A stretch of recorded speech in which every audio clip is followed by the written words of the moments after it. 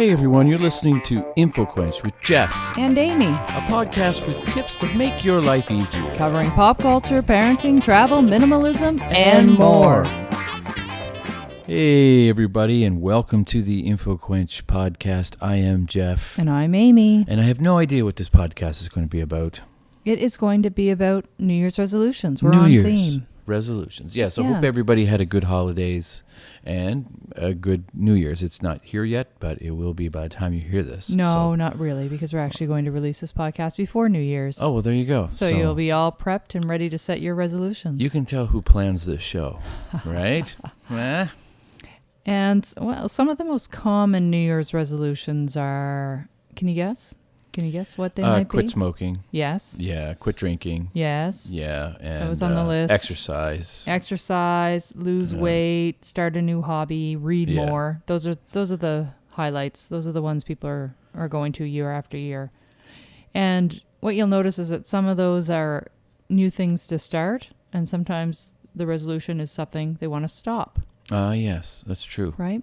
Well, I usually decide to do something more artistic in the new year. Yes. I like to draw, but I like at New Year's I like to just decide to draw more, or watch more movies or something like that. And you're thinking about doing some more writing. Yeah, I was thinking about writing. Yeah, I've been reading a lot of books, and the writers that I'm reading are really inspiring me to try it myself. I've written poetry, but never really tried writing fiction, which I might try to just do a short story or something.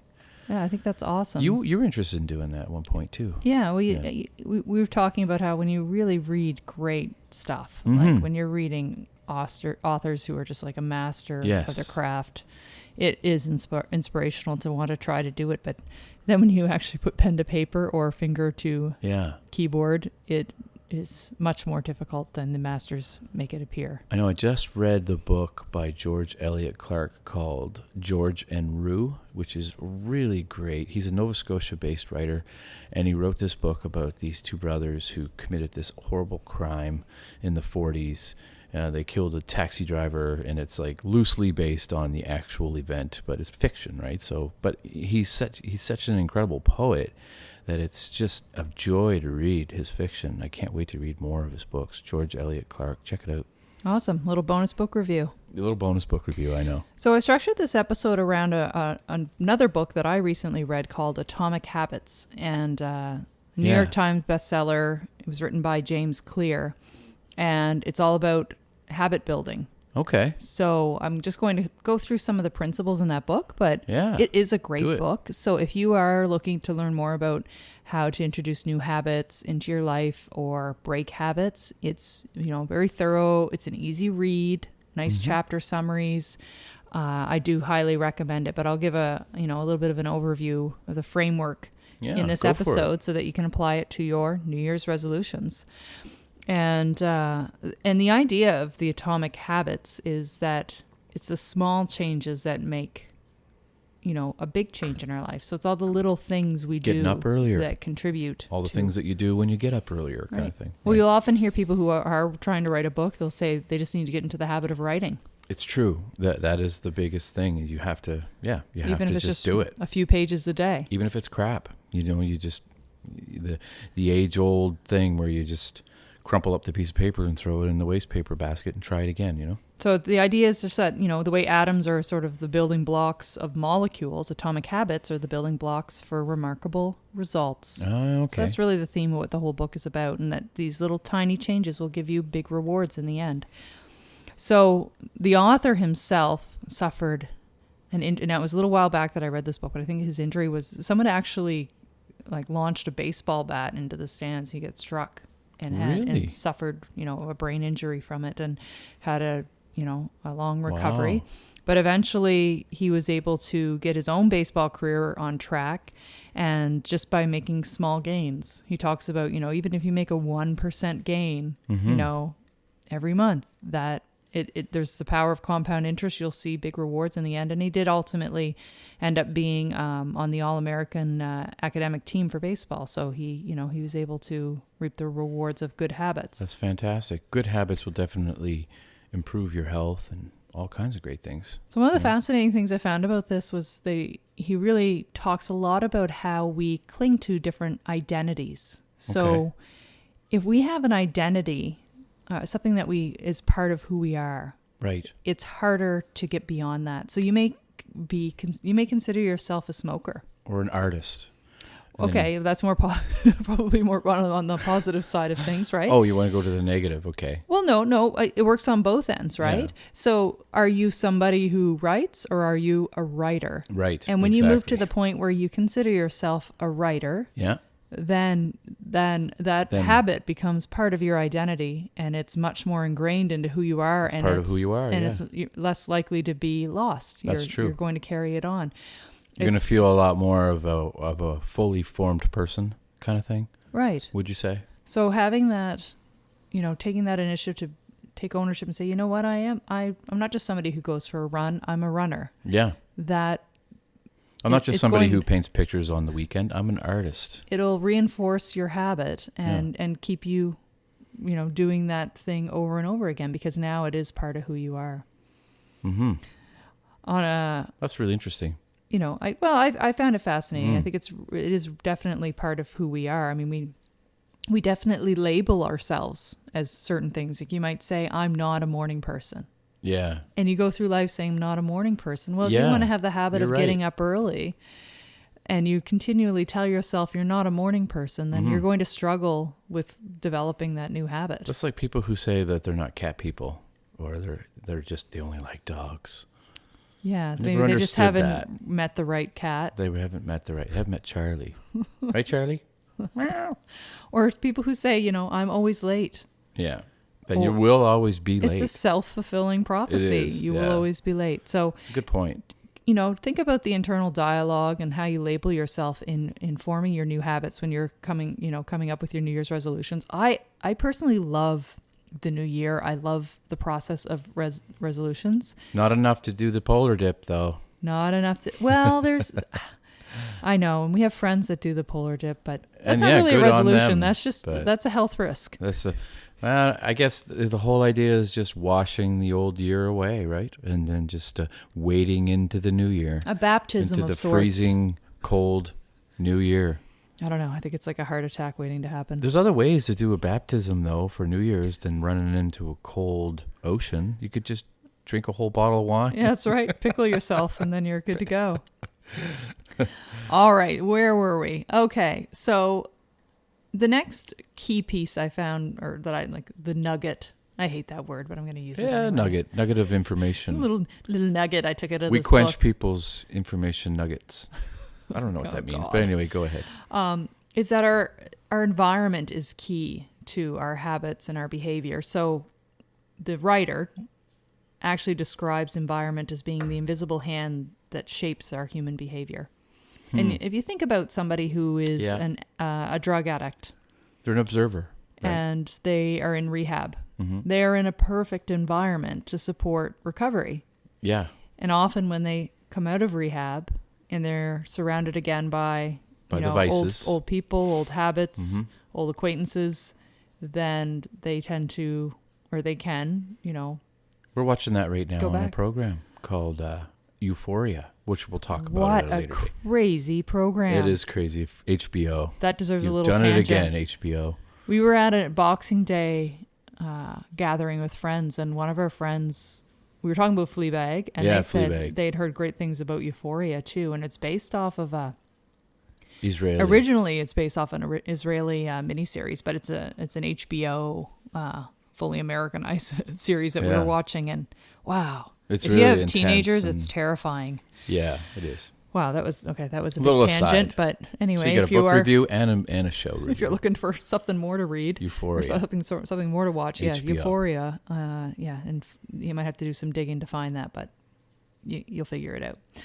So, yeah, our environment is definitely what contributes to our behavior, and it's Mhm. important to sort of have an environment and surround ourselves with things that give us positive reinforcement for the habits that we want to have. Absolutely. You got to cultivate that stuff. And we tend to actually imitate habits of 3 social groups. I found this fascinating too. Sociologically.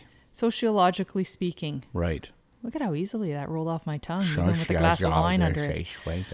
The 3 social groups are the close, so that's our family and friends. Mm-hmm. So we tend to imitate their habits. So obviously, like if our parents did things, or friends or family, we tend to imitate what they're doing. We imitate the habits of the many. So that's the whole idea of tribe, which has become very popular now. Yeah. When you think about people who are getting motivated, towards fitness goals, and they're, the whole CrossFit community is very much based around that tribe idea. There are online tribes where people get together and, reinforce each other's behaviors and habits. And you do it just visually too. Like you could walk downtown and see like 4 or 5 people wearing those earbud headphones and stuff. And then you're like, hey, I might want to get some of those too. Right. You know what I mean? Like you imitate what you see and what you know.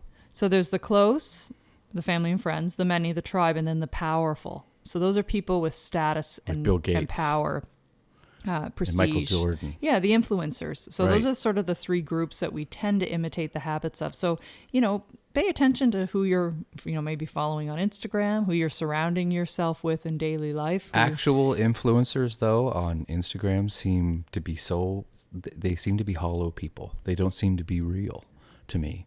And that's They not are real something that people, I would honey. ever really want to follow, though. I know, but their ideologies and stuff on the, social media world just seem so fake to me. I mean, maybe they're not, Some but more than others. Some I think stay more true to what their belief system is. Like if I think about the minimalists. it's interesting, though, because the many follow those Instagram influencers when they really perhaps shouldn't, right? Because they're,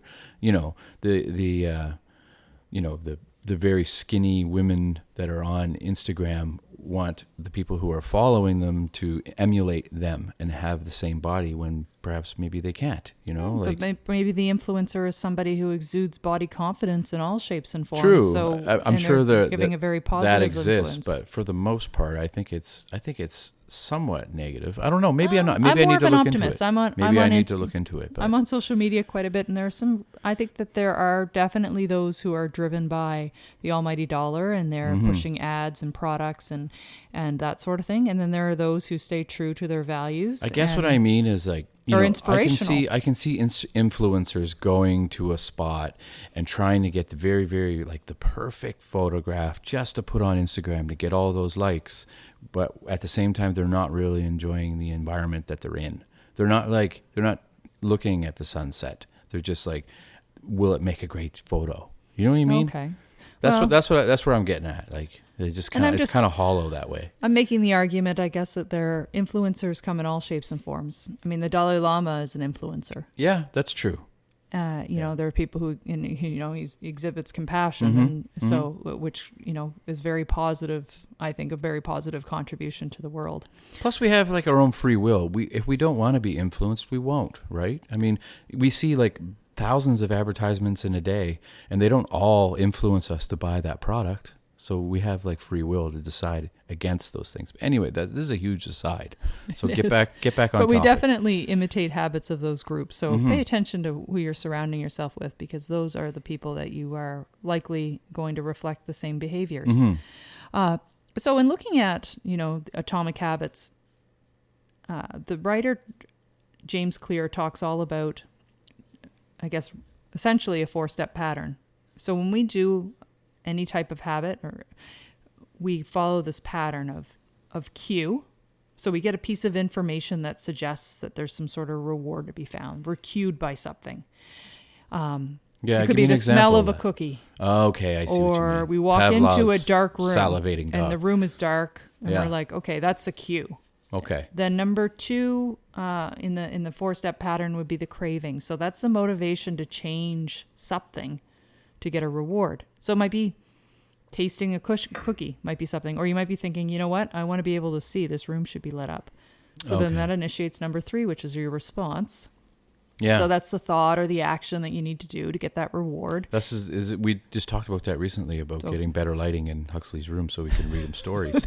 We should do that. Tangent level 1,000. It's all right. We're It's leveling all right. up in You tangent. keep us on track, and I take us off the track. And number 4 our listeners love this. Okay. is reward. Number 4 is reward. So that's the satisfaction, that feeling you get from the change. So, of performing the behavior. So whether it's flicking on the light switch and now the room is lit up, or you've eaten the cookie and you get to taste that delicious cookie. So that's essentially the 4-step pattern of behavior. So again, cue, craving, response, and reward. Okay. And not really, most behaviors follow that pattern. So the idea around atomic habits in terms of changing or developing a new habit is to use that 4-step pattern and use it to drive behavior change. Okay. So then there are 4 laws of behavior change, and each of the 4 laws match up with a piece of that pattern. Right. Why is it called atomic change, though? Why the word atomic? Because do you remember the whole idea about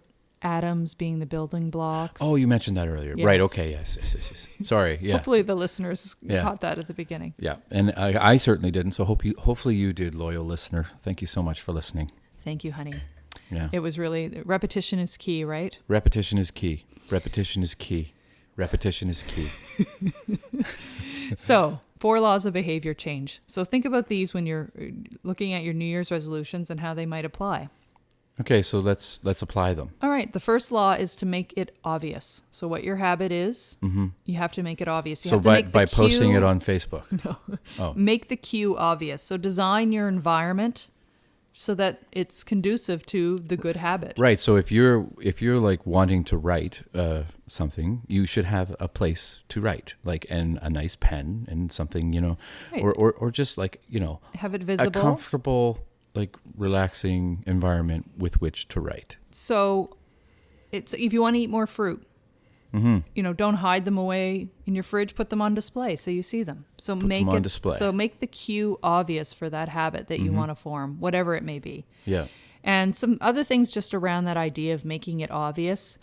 You need, they suggest doing an implementation intention, which is writing it down and being specific, and it's about doing a certain behavior at a certain time and at a certain location. And staying on track. Right. So if you want to, for instance, go to the gym, then you want to be very specific, saying, I'm going to go, or, to Good Life Gym Monday, Wednesday, and Friday at 5 p.m. Yeah. It's about, the idea of making the cues obvious and very specific. So you know what the habit is. Yeah. And writing it down, whether it's, habit intention, whether it's affirmations, always, putting it in writing, putting pen to paper makes things a little bit more tangible, a little bit more powerful. Habit stacking is also something that can be used in terms of making it obvious. So what you do with this, and I find I've done this and it's very effective, is you have a current habit that you already do. Right. And then you pair it with your new habit. I see. So, for instance, it might be... So if you like to eat potato chips, you do it while you're writing. Well, no, for instance, say I want to make sure I start taking multivitamins every day. Right, yeah. So I might pair that with eating breakfast. Right. I know that eating makes breakfast sense. is a current habit that I already have. So I'll stack it with my new habit. So if your New Year's resolution is to stop drinking, you pair that with not going to the bars. Well, we'll talk about the stopping. These are introducing new things. So when you're adding, this is all around adding new positive habits to your life. Positive habits, right. So, yeah. So it's the idea of habit stacking. It could be, I want to floss more. Well, every time I'm already brushing my teeth. So when I brush my teeth, after I brush my teeth every time, I'll floss. Right? Yeah, that makes sense. So pairing that you already have into your schedule, into your routine, the things that are ingrained, is incredibly powerful for developing a new habit. Okay, so the second law of behavior change is to make it attractive. So this pairs with the whole 4-step pattern of the craving. Put Christmas lights on it. Well, but going back to the fruit example, start with fruit that you want to eat. Make it, habits are something that are dopamine driven, and when our dopamine rises, it gives us motivation to act. Yes. It's just in anticipation of the reward. So the greater the anticipation, the greater that spike in dopamine, and we're Pleasure. more likely to go through with the habit. Right. That makes sense. You can bundle new habits again with maybe pair a new habit with an action that you want to do with one that you need to do. So Right. if you pair it with Combine them something- together. Yeah. Like maybe you really like to eat ice cream cones. So It kind of all goes go back to the gym to and then go eat your ice cream cone. That when might we- not be the best example. when we adopted the KonMari method and stuff, and then you decided in the kitchen wherever things were placed we placed things in an order in which that it was very, very like convenient to get to. Like, you know, Right. when you're putting away the dishes, it's like there's like a shortcut. Well, and that's a great lead into the third law, which Yeah. is to make it easy. Make it easy. So right. this feeds into the response part of Right. your behavior. Yeah. And I did that on purpose. So the third law is to make it easy, to reduce the friction. So Right. put things in arm's reach, decrease the number of steps between you and your good habit. Yeah. You know, Because I really noticed that, and I appreciated it, and it made sense to me. And it became a little bit more of a, not just a convenience thing, but it actually became a little bit more of like a philosophy. It's like, why waste all these steps when you don't need to? right. You know?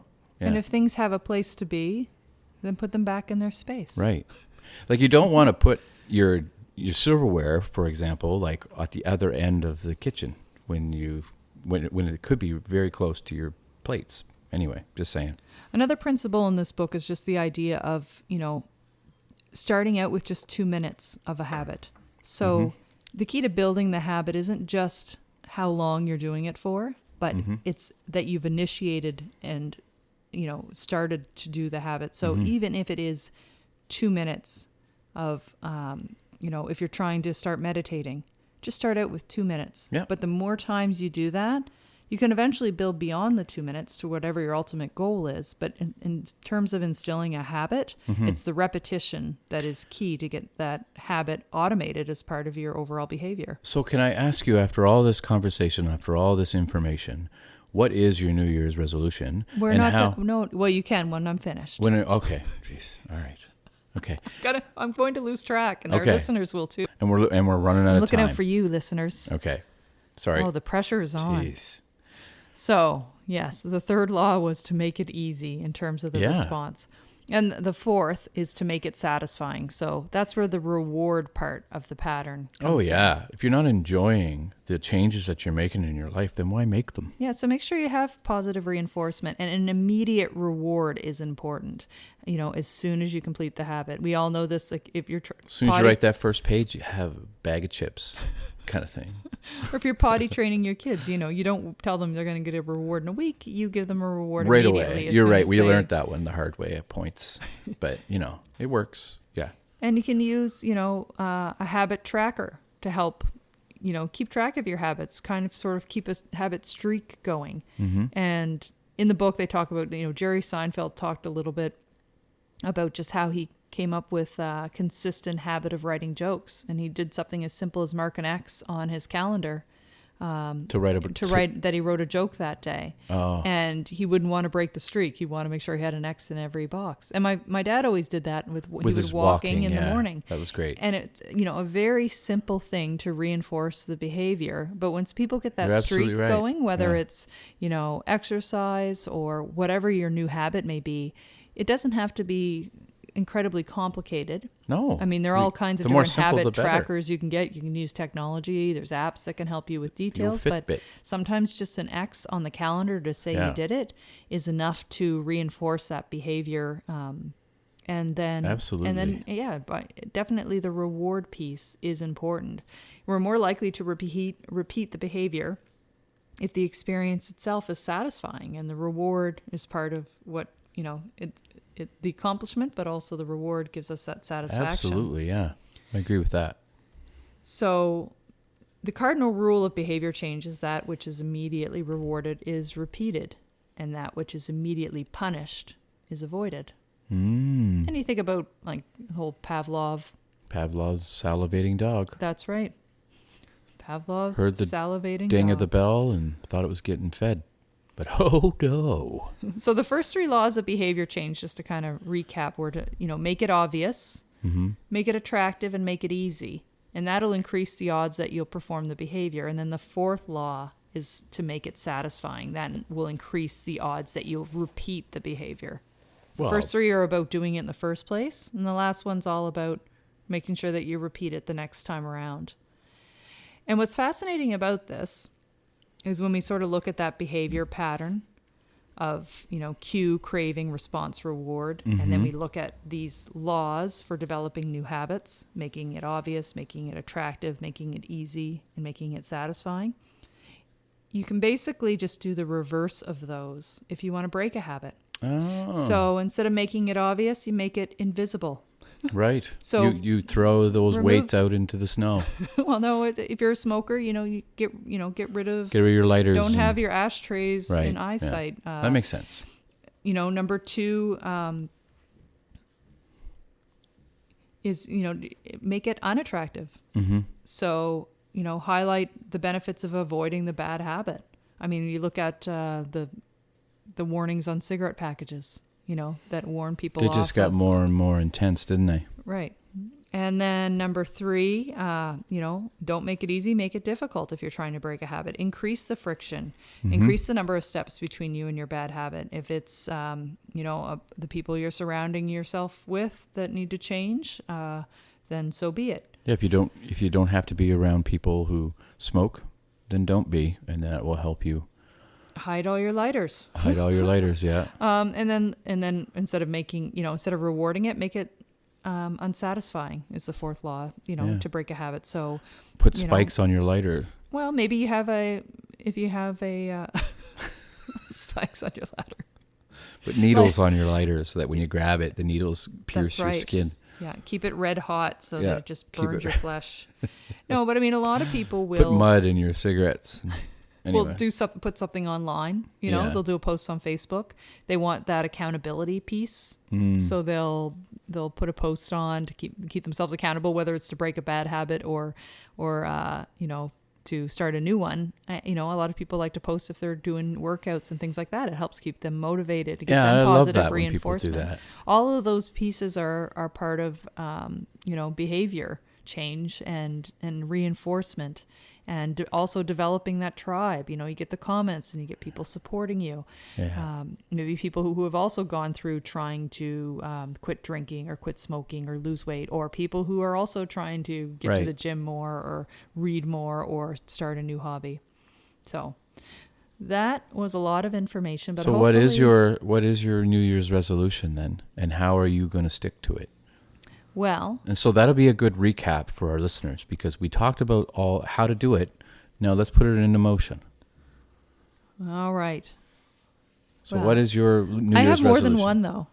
And why? And not to get too into it, but because we have limited time. But why do people make resolutions in the first place? It's not always to change a behavior that's already happening. Sometimes it's to add a behavior that they want to. Sometimes it's a lot of different reasons. What is your reason for doing a resolution at all? I just continually like the idea of self-improvement and renewal. You like the renewal kind of aspect? I like the idea that I'm not always the same person. I'm a different person today than I was yesterday, and tomorrow I'll be a different person again, and I hope that I'll be a better person tomorrow. I love the I have idea news for you. of You will. opportunity. So newsflash. Well, I mean that's why I think it meant a lot to me, the idea of not labeling ourselves as not being a morning person or always being late, because we are not who we are for a lifetime. I'm a brief morning person until I get home and go to sleep. So what's one of my I have many resolutions. One of them will be I want to start meditating regularly. Okay. So it's something I've dabbled with in the past. So when I look at something I've never dabbled with, I don't think. Cues. So when I look at the laws of behavior, the first law would be cues. Make it obvious. Okay. For me, that will be having my meditation cushion out the night before, so it's ready to go in the morning. Make it attractive. Well, I'll make sure that I'm comfortable and warm, and because in the morning it can be an cool. inviting atmosphere. Right. Atmosphere. And then. In terms of making it easy, having everything available to me, I'm doing some reading to get some instructions so I understand a little bit more about how to do it. You bought a book today. And I'll use that whole 2-minute rule. I'm going to start small and just get into the habit and then build from there. And then finally the reward. Well, I'm hoping that I'll just reap the rewards of a a calmer life and, being more mindful and more present in my everyday life through practicing meditation. So that's one example of a habit and how those 4 laws could apply. I'm going to start writing, and then maybe if it's any good, I'll share it with you, loyal listeners. And listen on the next episode, because this is us keeping ourselves accountable. We're working on a new intro and outro for the new year 2020. That's so right. Stay tuned. And now we have to do it. We have to That's record right. a new intro. We have to do it. We told you about it now. So thanks for listening, everybody. Bye-bye. Bye-bye. Thanks for listening. Be sure to visit InfoQuench.com to subscribe and catch up on past episodes. You can also check out InfoQuench on Facebook, Twitter, and Instagram. Till next time.